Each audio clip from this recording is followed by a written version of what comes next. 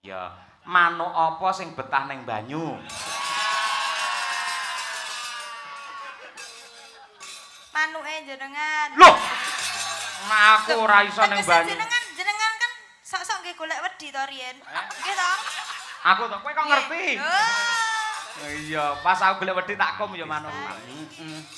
Ketok lamun to menjadi satu, bersinergi. Ayo. Lah ning panggung ngene iki ngundang kowe abi. Pas ning panggung tanggapan rame ngono ya abi. Lah pas ning omah terus sepi job ngono ya babi ngono. Babi, Sing ditambahi ngepet urane ya. Nyuwun sewu Pak Dalang. Dalem Bu Kesi. Nggih mboten kados ngaten. Pripun? Saestu kula niku lahir batin ngajeni kalih panjenengan lho. Saiki sampean karo aku nek malih basa apik men. Aku seneng no lho, pancen aturane menurut agama dan juga orang Jawa. Nggih. Wong wedok karo bojo lanang iki pancen apike siji bekti, loro basa. Inggih Ngono sing leres. apik. Lah sampe lek basa aja pas ning wayangan tok ngene iki. Karo pas nek tamu ninggali panjer no buwasa karo sing lanang. Ngunjuk napa Mas, dahar menapa Mas. Ning kocapo bareng tamune wis mulih langsung panjere gorene kek. Itu enggak boleh seperti itu. Ya ora to Pakmu. Ora ya, Bu. Ya ora. Aku tenanan iki karo sampean menghormati. Aku medhun apa ning dhuwur? Medhun apa ning dhuwur? Ning dhuwur wae ora apa-apa. Nyata aku penak ae ning dhuwur kok karo sampean. Masyaallah, astagfirullahaladzim. Maksudku iku Mantu kaji kaya ngono. nggih, intinipun tetap bagaimanapun juga posisi seorang istri itu harus selalu melayani suami. Betul, betul. Dalam kondisi apapun, misalnya bojone kuwi lagi kesel, lagi sayah, lagi ngelak, lagi napa nggih istilahnya? Nyuwun daharan kula nggih siap-siap. Dadi ora sak kecap rong kecap langsung begitu panjenengan ngersakaken lak ngoten to. Pamane aku kepengin mangan sego pecel, piye? Nggih langsung kula pendhetke. Monggo daharanipun pecel. Ah iya, lah aku terbar mangan sego pecel pengen banyu putih.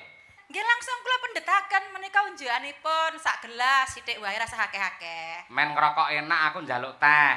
Ya langsung tak gekne teh. Men entuk gizi upamane aku njaluk susu. Ya langsung tak lerke. Tegese susune panas diler ning lepek Nggih. ya. Oh iya. Boten. Masuk. Ayo. Nggih. Nyun sewu Pak Dalang. Dalem nggih. Saderengipun nembang kula badhe matur. Nggih. Ingkang sepisan matur nuwun sanget dumateng keluarga besar DPRD Kota Kediri khususipun Bapak Haji Gus Sunoto. Haji Gus Sunoto ingkang piyayinipun gagah gedhe dhuwur ireng kados Raden napa kados Prabu Kresna ingkang brengosipun nyelirit ning dhuwur nuwun sewu nggih Pak. Menika lan sedaya Naminipun Gus Sunoto utawi Bapak Sugiono menika. Bapak Sugiono. Udu ngawur manut kowe iki ora. Iya kuwi Panjenengane iki tresna karo budaya, tiada hari tanpa wayang lan mau kepareng-paring dawuh saya adalah salah satu penggemar Ibu Sukesi Rahayu. Oh nggih. Demi Allah picek to, tenan. Pak, napa nggih Pak, panjenengan penggemar kula Pak. Lek panjenengan penggemar kula nyata penggemar kula monggo jenengan mriki. Tindak teng panggung duet nembang kalih kula. Tenang kula mboten nakal Pak, saestu. Mas Cahya menika pun sampun kutuk. Ha iya. Nanti lek teng panggung ngeten iki kula bebas. Monggo Pak. Kebiri ya wisan. Ha iya, kutuk. Panjenenganipun nadyanto nembe gerah watuk nggih to. Ning mergo tresnane karo budaya lan uga tanggung jawab yang sangat luar biasa, parandene kepareng rawuh. Lho, elok kepareng nenggani nggih. Alhamdulillah. Dadi upami kersa ya wis matur nuwun, ewadene panjenengan kok ngersakake jenak pinarak wae, kula nggih mboten wani meksa wong nyatanipun gerah. Bu Kesi ingkang wenang Murba Wasesa sampean sing langsung ngadu arep. Ayo. Nggih. Nggih kula badhe matur nuwune dereng rampung. Matur nuwun pertama dumateng keluarga besar DPRD Kota Kediri lan sedaya panitia penyelenggara pagelaran wayang kulit. Awet dalu niki kula sak kanca-kanca lan bojo kula sampun dipun percaya menghibur masyarakat Kota Kediri mriki. Nggih. Bapak-bapak DPR awet saking kesainan panjenengan nanggap wayang menika dados barokah kangge kula lan kanca-kanca pikantuk rejeki. Pramila kula nderek ndedonga mugi-mugi keluarga besar DPRD Kota Kediri tansah pinaringan katentreman lair batin. Amin. Murah rezekinipun lan kuat anggenipun Pak. Tahun ngajeng menawi tambah rezekinipun nenggap wayang malih nggih Pak. Amin. Matur nuwun. Ya muga-muga didongakake wae Bu Kesi. Bapak Haji Gus Sunata kususe lan sedaya para anggota dewan ingkang lenggah ning kene tetep dipercaya mengemban amanah rakyat Kota Kediri, ngono. Nggih Pak Dalang. Dalam rangka penyelenggaraan hubungan masyarakat, fasilitasi komunikasi lembaga legislatif dengan masyarakat, mula ki mujudake silaturahim untuk menjaga keakraban dan saling sinergi antara anggota dewan dan juga masyarakat Kota Kediri, Bu Kesi. Nggih Pak Dalang, luar biasa dalu niki ndelalah wau dipun paringi udan sekedap riwis-riwis ning sakniki sampun terang lan dadosaken ademing suasana. Nah, ketitik niki wau ingkang sami mirsani ugi kathah bapak-bapak wonten mriku. Nadyan dadak lho ki Bu Kesi ya. Nggih. Ning pamane sore mau udan ki awake dhewe mulane lek bar salat ngisak lek ndonga sing kompak. Janjane manut apa kuwi perkira aku bengi iki jane ora udan Bu Kesi. Sebabe apa kok udan lek ndonga karo sampean lek ora kompak. Aku nyuwun karo Gusti Allah, ya Allah, mugi-mugi dipun paringi terang ning sampean le njaluk mugi-mugi diudani. Lah kuwi lho. Lah kene ya ngerti lho. Kene sampean bersih kuwi mau ora. Pak. Dalem. Kene ya ngerti lho. Ngerti no aku. Pancen wong wedok iki ya pancene sampean iki kudu peka terhadap karakter wanita. Peka, pancen aku peka ora peka aku. Wong wedok ora mung gur kon masak tok. Ning sok kala mangsa dimuliakan, dijak dolan-dolan ning mall, disenengke. Terus umpama lek wis mantan lawas ngene iki ya aja sombong-sombong. Piye to aku kurang saya tahu kurang piye to. Aku karo kowe ya romantis lho Bu Kesi. Lek prei tanggapan ngono ya sampean tak jak ning mall. Nggih. Lebu ning mall, mesti tak gandeng tanganmu. Gandeng. Mergo lek ora tak gandeng sampean njuku ya apa-apa kowe engko. Ya Allah. Ayo. Aku wis memuliakan sampean. Malah lek ning omah lek ngundang ora Bu Kesi, ora Nduk, ora Dik, ora piye-piye lek ngundang mesti. Aku ngundang sampean mesti ya Humairah. Ngono. Napa niku? Ya Humairah cara Arab ki tegese putih kemerah-merahan. Ya Allah. Padake karo kulitmu kuwi lho. Ya Humairah. Ya aku. Apa pelek terus bojo ireng lek ngundang terus ya Hajar Aswad ya ora. Tetep ya Humairah ngono. Ya Allah ya. Dikepruk parut engko. Ayo. Lek kuwi fitnah lek kuwi. Piye? Aku asline kan ora putih. Aku kan asline kan ireng. Aku ora putih wong aku iki bocah Tulungagung, Pantai Brumbun popoh kono kok. Sing ngomong ireng iki sapa? Sampean bareng wis perawatan gitu. Ning salon-salon, awakmu wis disekrap, wis dilulur. Wah, putih luar biasa. Ya nadyan ana sebagian sing ireng, ning wajib ireng kuwi pancen. Apa rambut ki lho nggen sirah ki lho, Nduk, kuwi kudu ireng. Lek putih kudu semir kuwi. Ha iya. Mboten pareng ngono kuwi. Engko tak kandhake karo Pak Sunata lho. Ora. Niku Pak bojo kula mulai nakal, Pak. Nggih. Nggih. Arep nembang apa iki? Wis Kula diparingi badhe- katresnan karo Pak Sunata. Ayo. Nggih, matur nuwun Pak Sunata. Utawa nyuwun prisa karo Pak Sunata ngesake tembang apa? Ngesakaken Sing tembang klasik apa, lho, Pak? Nah, Kelinci ucul.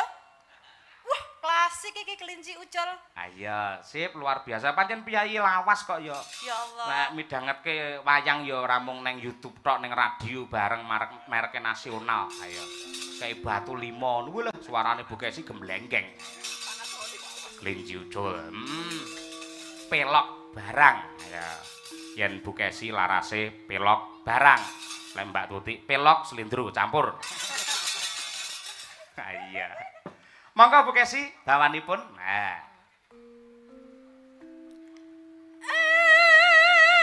Aduh, kelinciku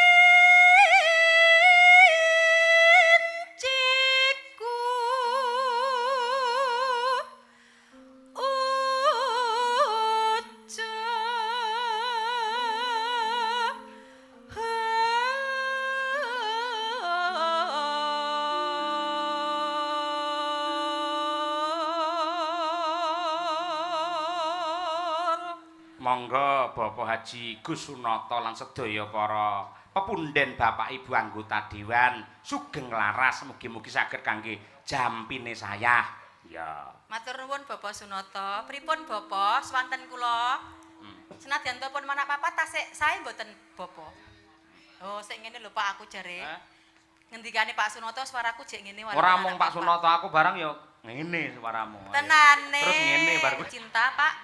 Jek Aku sayang kaya mbiyen. ora mung aku tok, angger wong lanang ngger takoni bojo, "Piye Pak awakku kelemon ora?" Jawab kuwi bingung aku, tenan. Ora mung aku tok, kabeh piye kakung takoni bojoku, "Piye Pak awakku wis kelemon apa ora?" Ki jawab piye mesti salah. Lek jujur kelemon, oh mancen ya manake papat ngono njaluk ramping terus, wis salah. Lek omong, saiki ramping kok Bu ora kelemon. Alah fitnah ngapusi senan ngapusi karo bojo, ora enek penere lho. Dadi pamane bojo kok takon, "Piye Pak, aku kelemon apa ora?" Langsung nyumet rokok diakep ngene wis ayo. Ngono ae beres ayo. Tenan lho ya, sampean walaupun aku kaya ngene tetap cinta lho ya. Oh, cinta. Jangan menduakan aku ya, Pak. Tidak mendua, namun mentiga. Loh, nakal to. Tegese satu aku sayang kepada kamu, dua kepada orang tua, tiga kepada anak-anak. Alhamdulillah. Anake sapa mbuh? Oh, layakno. Dhek nek bintang tamu sinden Elisa Orkarus dhek bingungi. Bagusi klambine njaluk anyar, blangkone njaluk anyar. Apa njaluk tak rabekne karo Lisa ye? Aja kaya ngono kuwi mung drama ning panggung Bu Kesi. Ning dari lubuk hati yang paling dalam dan paling suci, cintaku hanya untuk seorang Sukesi Rahayu. Itulah tekadku. Amin amin ya rabbal alamin.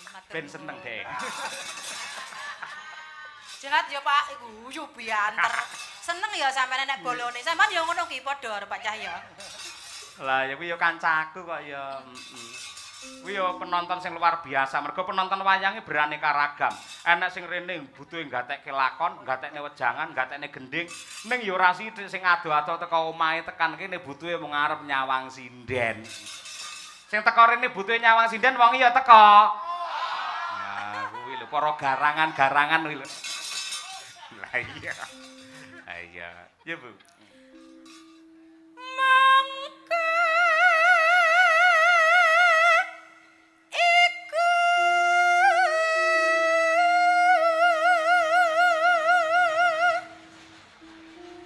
dadi katres nanku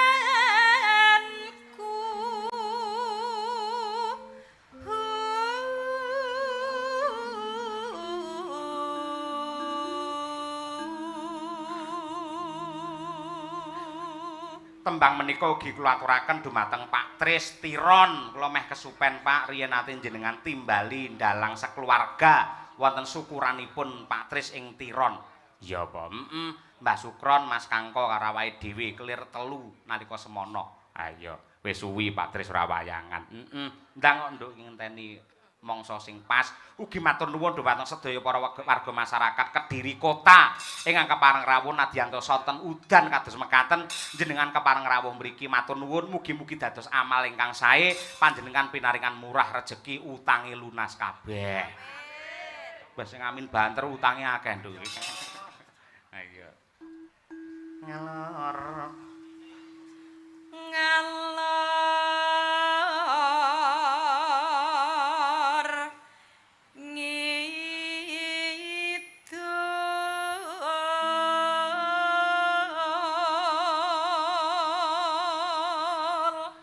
neno tepung gelang mung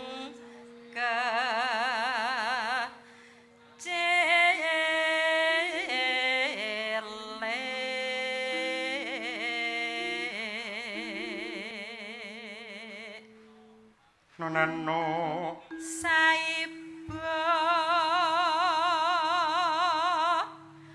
bunga rasaku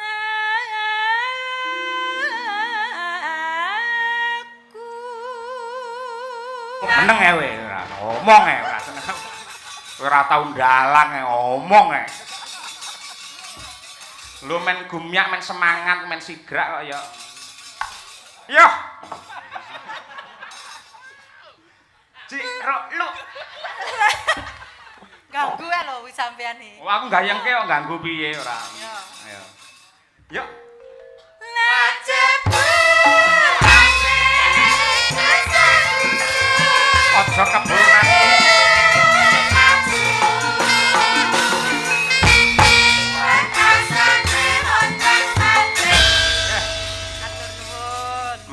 sembah nuwun.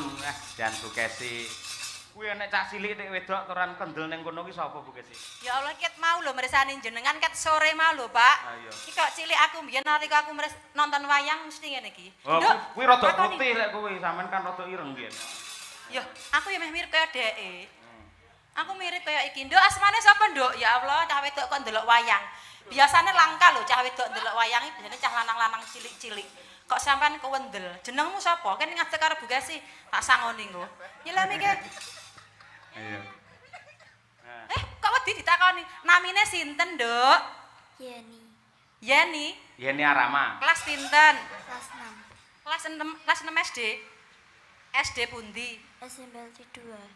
Kok nah iki tak takoni Bu Kesi penasaran iki lho kat sore malah nyelemi ke kene. Kok iso nonton wayang sebabnya pengen piye, Nduk? Pengen piye? Marai piye? Kok iso seneng wayang? Guru wayang lho, Nduk. Ayo. Ya, kene. Ora usah wedi karo Pak Dalang rasa wedi. Pak Dalang ora galak ya. Ora galak aku tuh. Takono Pak, takono Pak. Nduk, sapa mu asmane? Sinten? Yeni. Yeni ya. Banter cedak. Yeni, ya wes, heeh, Yeni. Cedak ini, Kenapa kok kamu malam ini mau nonton wayang? Sebabnya apa? Apa kok? Sebabnya apa kok pengen nonton wayang? Hah? Nonton lakon, apa nonton sinden, apa nonton sing nabuh? Seneng karo wayang nggih? Seneng. Jenengan kula sangoni dhuwit 200 purun. Lah bocah tek apik men kaya ngono, sangone 200 kok gedhek. Mang nyonto sinden-sinden iki lho ngerti sangone lek wajahe kaya kotak amal kabeh iki. 200.000 nggih sekolah purun. Purun nggih. Lah ngono sing mantu. Mau ngene gedhek kok. Mau ya. Oh, nyedek Padalang rena. Ning enek syarate Pancasila sik. Ayo sing kendel. Pancasila. Nduk tak omongi, sing kendel kaya Bu Kesi ki lho. Aja kok getak nangis engko. Wah wis ora. Ya. Sing kendel dadi anak Indonesia itu harus pemberani. Ndak usah malu-malu walaupun kita itu wanita, kita itu Sri Kandi Indonesia. Nah, Ya, sok sampean lek gede pengen dadi apa, Nduk? Jawab, ayo. Sinden kaya Bu Kesi kendel. Apa dadi apa? Sinden. Sinden. Iya. Tenan, berarti lek pengen dadi sinden coba sampean tak warai nembang sak garis tok wae. Sinden lho, Pak. Ayo. Coba diterake tok mesti gampang sampean iso mesti. Diterake sithik wae ora apa-apa, sing kendel. Oh, lek dadi sinden iki mentale kudu baja. Nyawang penonton sak ngono mbekan kudu ora kenek minder. Sinden iki mental panggung, Nduk. Iya, sinden iki ra duwe isin ngono, Nduk. Ya Jangan apa-apa, Bu Kesi, sithik sak garis apa, Bu Ya, Kesi? tak warai coba. Ngambara ing ngawang-awang.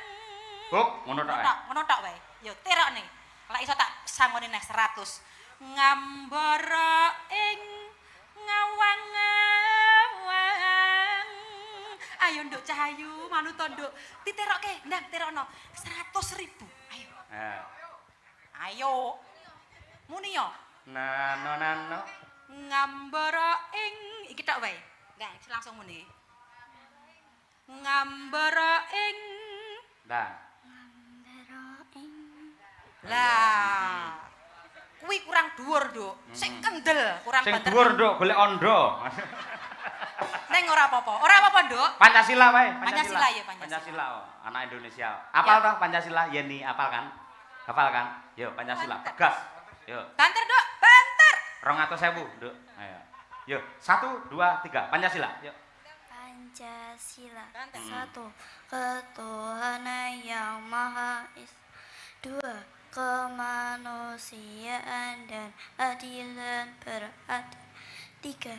Persatuan Indonesia. 4. Kerakyatan yang dipimpin oleh hikmat kebijaksanaan dalam permusyawaratan perwakilan. 5. Keadilan sosial bagi seluruh rakyat Indonesia. Wah, Yeni luar biasa. Apik, Nduk. Nya 200 nya. Wis, nya ora apa-apa. Ini Nduk, ora apa-apa. Ora nandang nyedak Pak Cahyo. Aja dikek nemboke ya, nggih lebokasi ndakan ya. Nggih sangu sekolah nggih tuku pulpen, patelot ya. Salin kene karo abahe kene. Abah abuh ya. Ning sampean sing tetek ya, Nduk. Dadi lek Aja Pancasila satu. Aja ngono. Golek sampean omahe kobong ndang tek lek ngono kuwi carane. Tabang. Wani ngono tak tambah 20.000. Ayo. Piye? Ayo. Siap, Brak. 100.000 wis. Ayo, piye? Wani ora? Siap, Brak. Enggak wani. Anten si Mary nih kalau. Sapa? Bapak-bapak sing nggone kono iki. Lha kowe wis gerang kabeh ra butuh dhuwit lek kae san. Lho enten lho, sing piyayine ompong, ketune ireng, rambutnya gundul. Lah kuwi ket mau rumah saku tak sawang jenengan kok mentelengi sinden wae to, Pak. Lah kalau sing ngacung. Lho karo bayangne karo mikir kok ya. Ya, Nduk, ya ni matur nuwun ya, Nduk. Nggih, luar biasa, luar biasa. Jenengan nggih ajeng Pancasila, Pak. Jenengan. Lek kersa 100.000 mboten napa-napa. Lumayan lho Pak, nggih wedangan kalih golek pecel tumpang. Ayo. Nggih. Enggak Pak, jenengan Pak. Ayo. Mumpun, mboten purun. Oh ya. Saya matur nuwun lek wong sepuh lek nganti kleru kan izin. Ayo. Lek bocah lek ra masalah. Terima kasih Bu Kesi wis ngaturake iki mau ya kuwi kelinci atur dumateng Bapak Haji Gus Sunoto. Ya. Saiki ganti bintang tamu yang kedua. Ditanjakake ya. Arum Bali Ibu Umi Hafifah. Wah, Ibu ya. Oke, dadah Mas.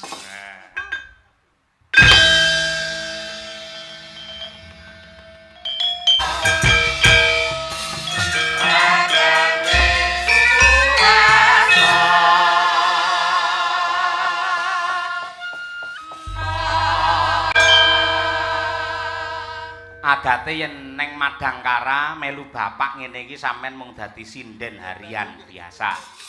Ning merga katresnan lan uga penghargaan dari DPRD Kota Kediri, malam ini kamu naik derajatnya menjadi bintang tamu. Wah.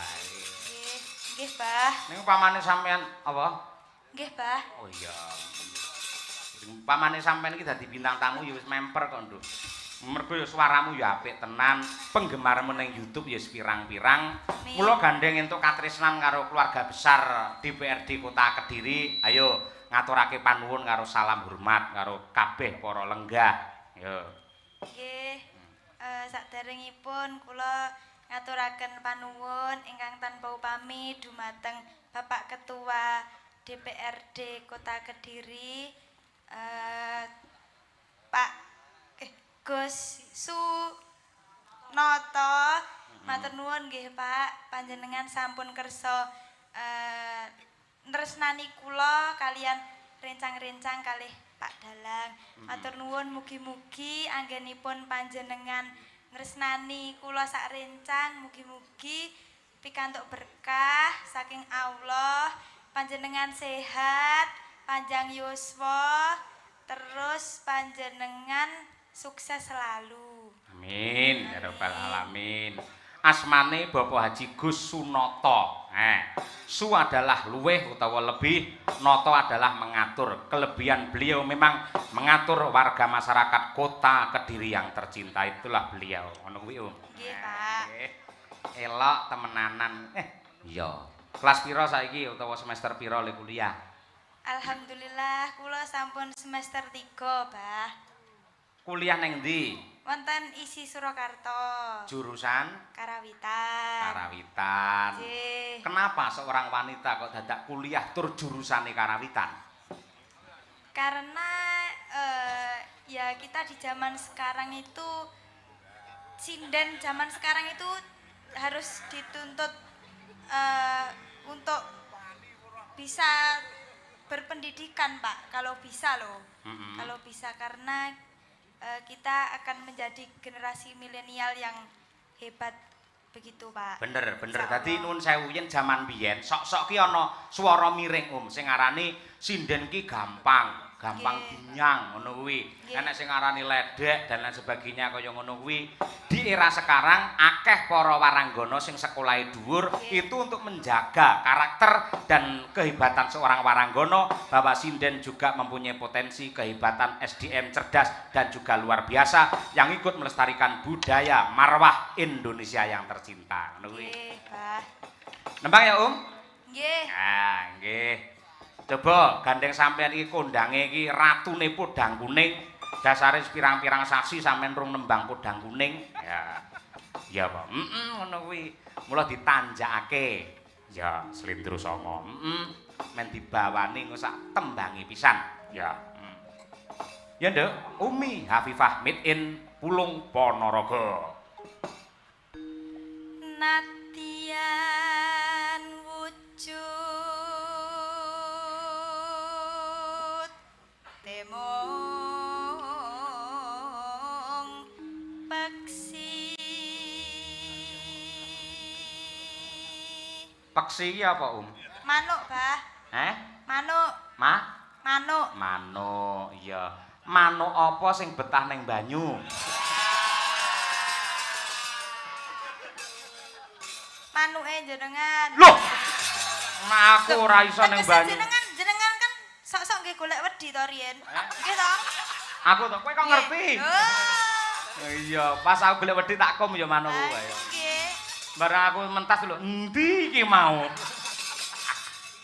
Ah iya, tegese ora kok perkara gojekane ning sampean sebagai orang Jawa kudu ngerti, wah peksi iki manuk. Nah. Lah iku pamane terus harga ki apa harga? Harga niku gunung. Gunung kaya. Lek ana harga sakembaran tegese gunung kembar. Nah, pinter. Iya, Lek Maruta kambil tak kuwetak. Angin, ya. Bantala. Bantal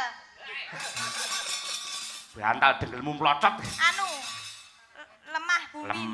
Lemah utawa bumi utawa siti, nah, utawa bantala. Bumine sapa, Bunga temi. Ah iya, kudu ngerti ya ngono ki ya. Iya. Nggih, Pak. Ya, bacotno neh tak oncekane neh lek enek sing angel ayo.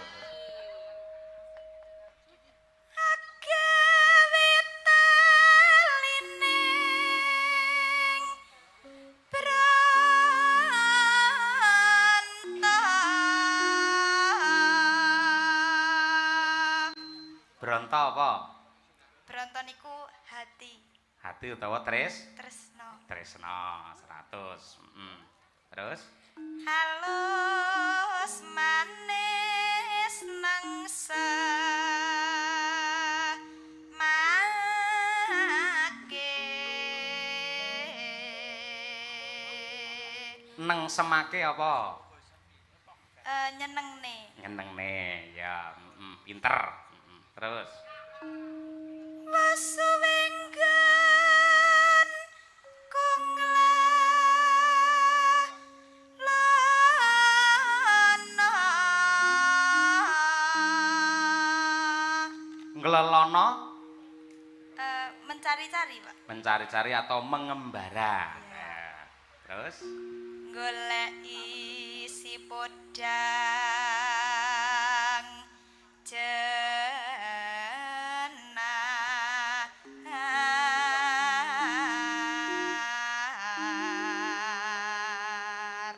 Jenar ki apa, Kuning. Jenar ki apa ora wong duwe gawe sing diudhek rupane coklat kae? Niku jenang, Pak. Jenang. Jenange apa ora sing nggih tali nggih ngumbuli layangan kae? Benang. Benange apa ora ning kolam kae ngene kae? Berenang. Oh, berenang. Iya. Berenang apa ora atine marem banget kae? Senang. Pinter. Kenek pisan. Ayo. Terus. Iba bunga henga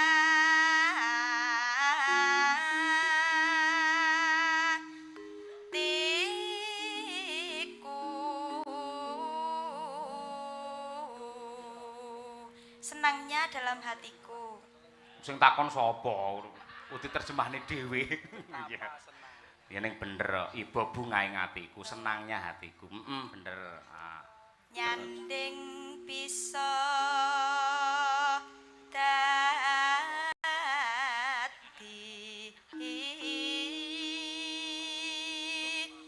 tamba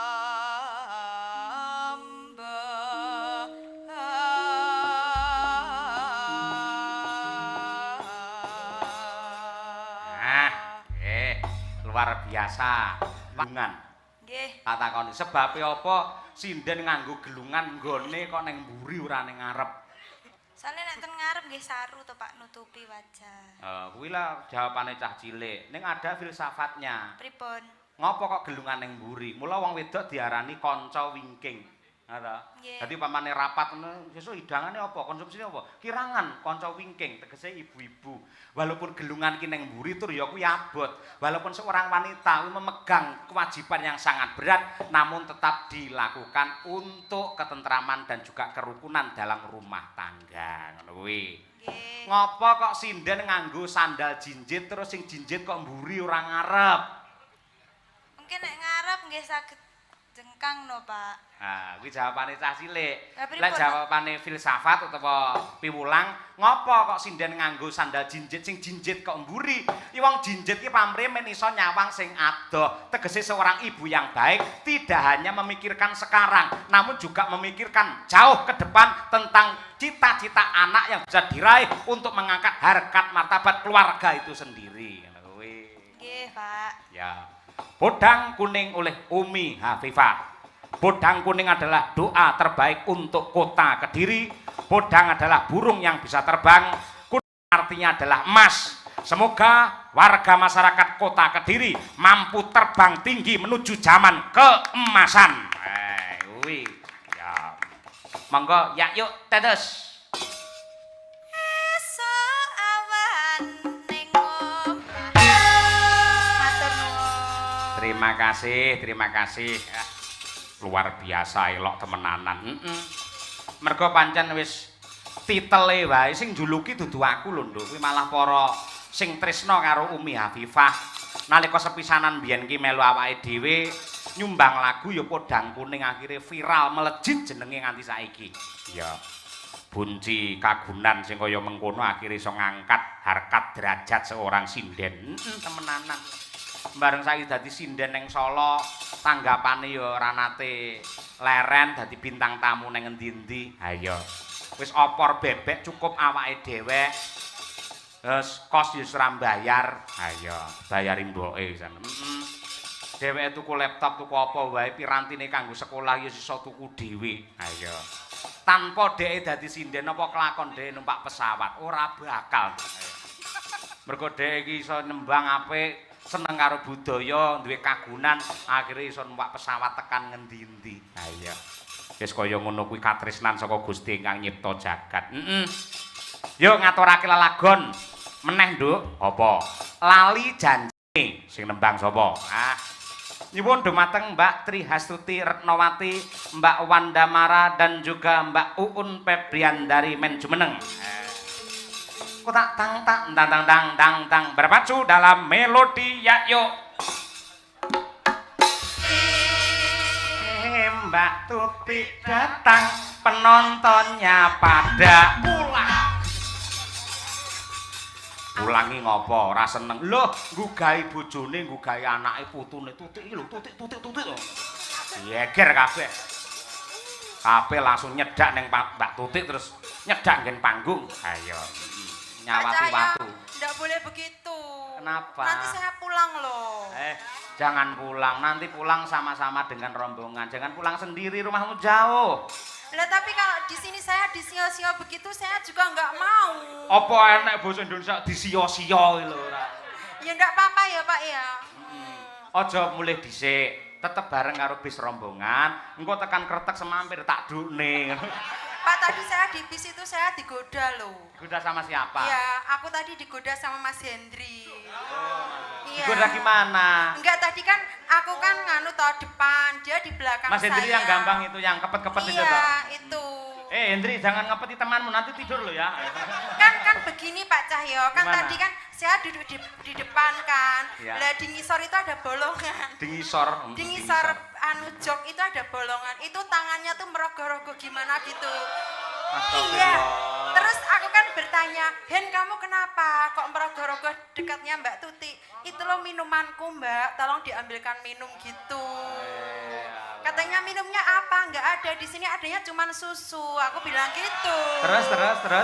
Terus dia tuh terus Dan Anu toh, aku tadi pas di penginapan itu toh, Pak. Penginapan? Itu kan enggak, itu kan pas aku di penginapan itu kan aku mau ngasihkan susu tapi dia enggak berani naik padahal biasanya dia tuh sering naik-naik loh. Ayo, neng aku bener ke Hendri.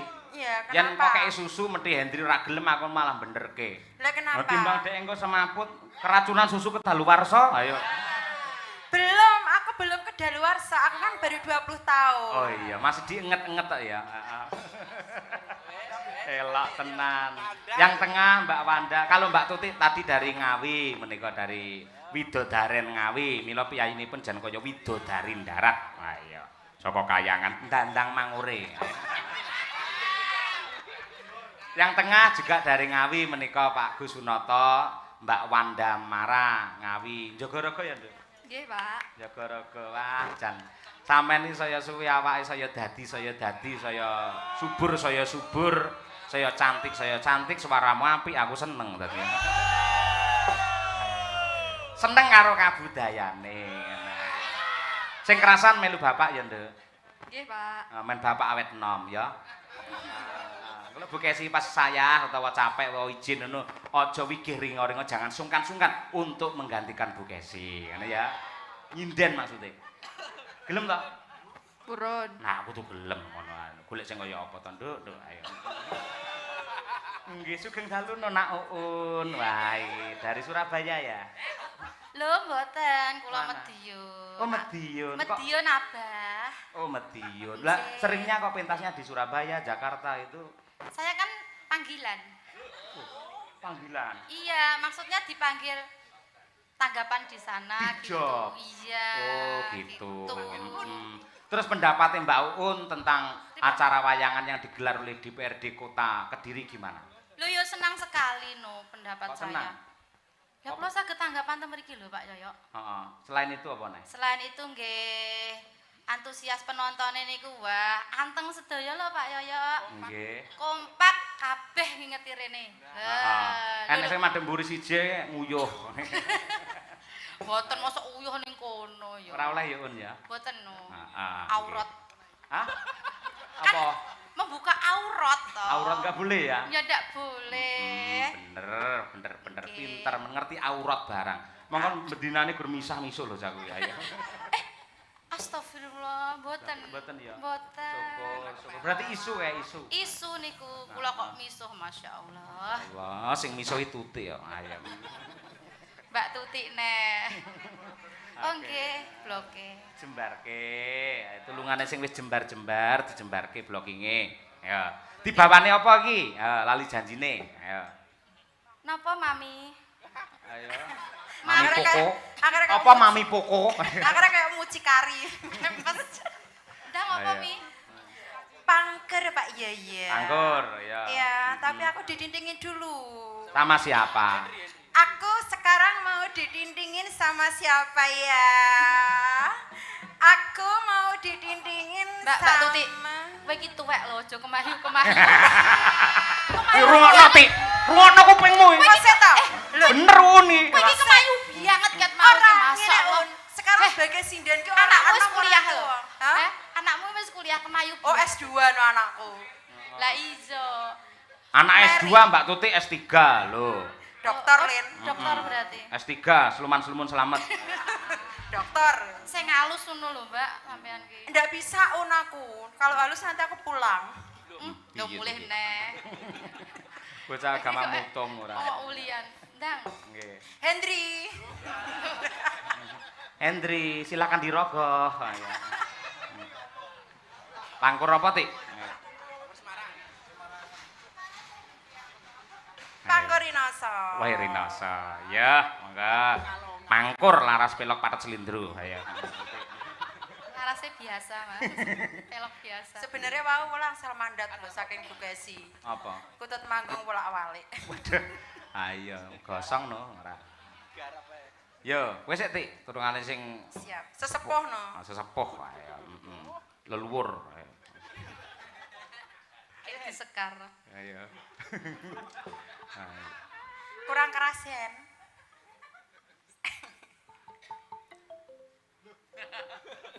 Lo grogi to. Ora grogi Ti karo kowe. Oh iya. Sekarang Pak Yoyo. Sesuk wis bubar ya. Rina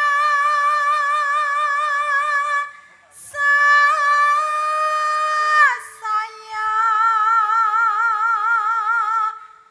karasa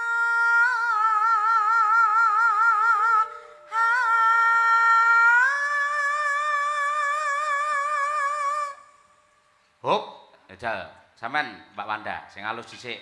Iki cara pedah motor iki Honda Beat Mbak Wanda ya. Alus. Panas sisik lagi iso banter ya.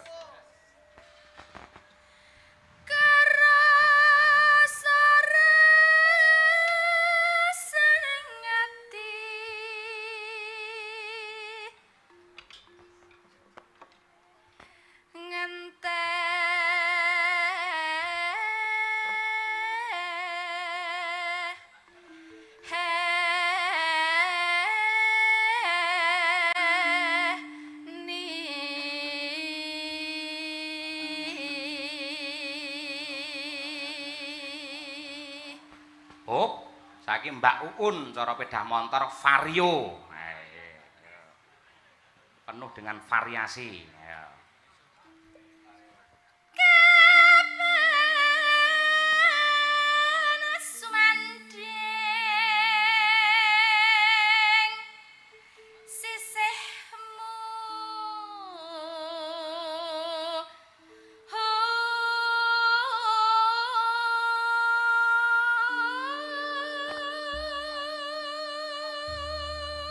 Kaburasine rada reget. Ha ya ora apa-apa diresiki. Kula watuk. Oh, watuk padha karo Pak Sunoto. Ayo. Pripun? Padha Pak Sunoto ya watuk kok ya. Oh nggih. Nggih nggih. Panjen hawane kok. Ayo. Mboten menapa. Sepenting pas. Pas Vario ayo. Mami nggih niki. Hah? Mami melih. Sik sagare engkas. Aduh.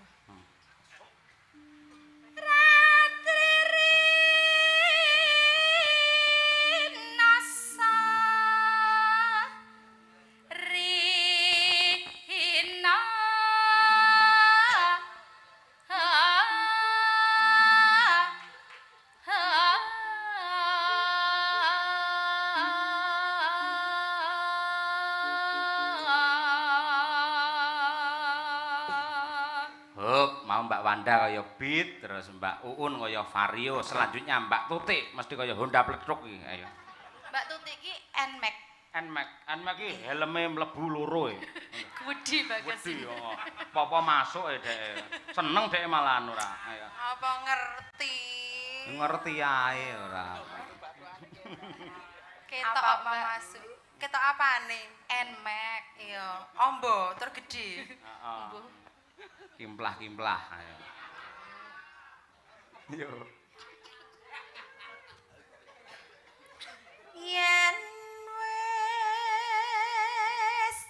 rina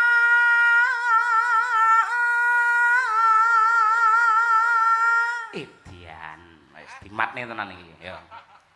engkel Aduh, kumat neh ayo. kan kita perlu variasi Pak Yoyo. Iya, peh pletuk ya angel diomongi ora. Apa itu ae? Aku kok meleh lho nek dipaidone. Mulih tak done Bolo Dewa ngono ora. Engkel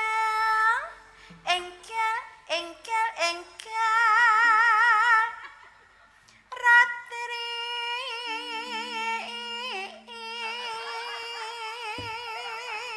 Apik tenan, jan marai gemes pengen ngidoni aku ayo.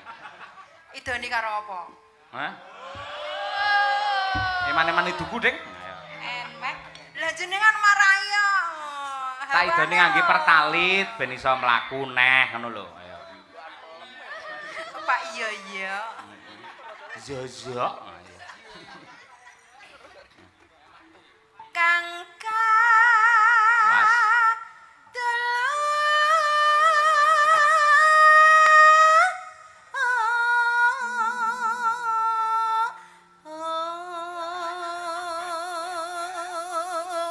Waduh, jan parahyangan. Ayo. Mbak, slametno Mbak Un. Ayo iki, ayo. Ngene iki hati-hati iki. Mong sliramu alijan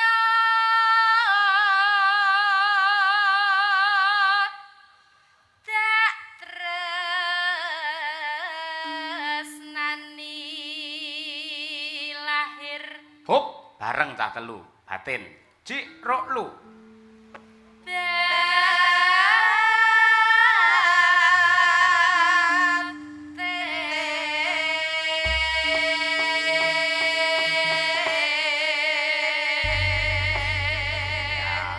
Tuti biasane njliwar dhewe lho. Ora, dhek ora pengen banyol pisan. Ayo.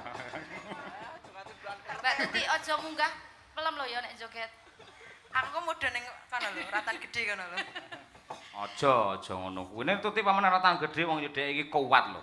Mbok diplites perahu tuh ora mati dhek, jenggelek tetepan. Ayo aniye ngono. Godhok ora iso empuk. Ngerti bosok ayo. Monggo lali janjine trio Madangkara. Oke, dados.